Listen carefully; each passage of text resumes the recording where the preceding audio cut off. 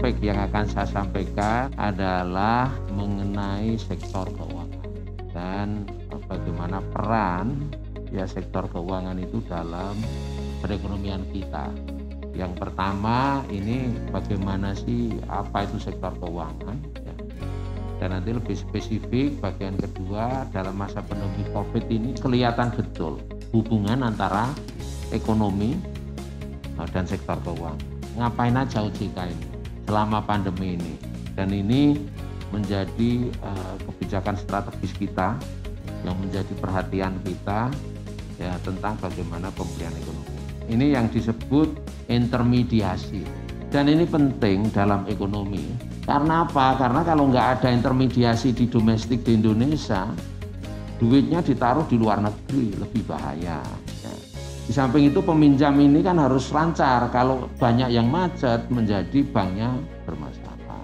Produk-produknya harus bagus dan jelas, ya, supaya tidak membohongi nasabah.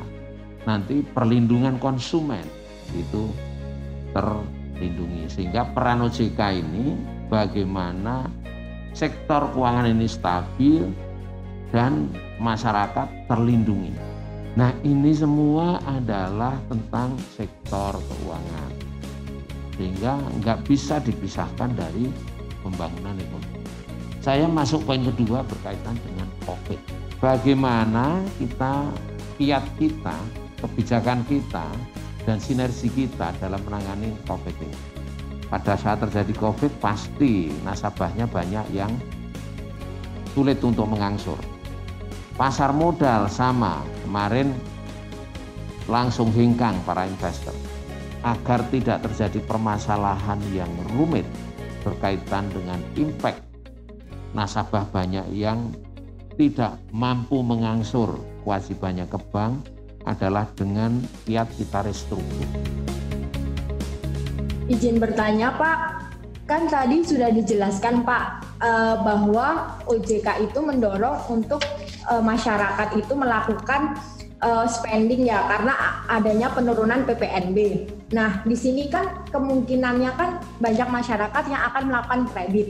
Apakah ada kemungkinan lain jika masyarakat itu mengalami kredit macet kembali Pak?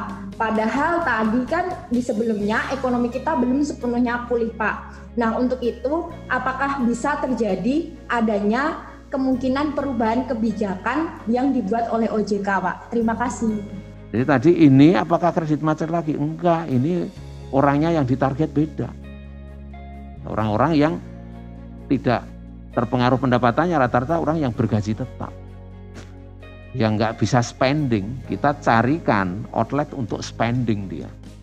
Untuk konsumsi, karena kalau nggak begitu itu jump startnya nggak jalan. Jadi ini PCS 5 baru kita buka pagi ini, dan ini adalah generasi baru yang akan kita didik menjadi generasi penerus OJK.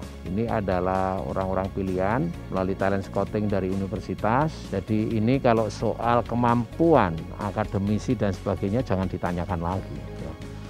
Tinggal bagaimana ini kita bentuk menjadi insan-insan yang bisa betul-betul menjawab tantangan-tantangan sekarang dan masa depan.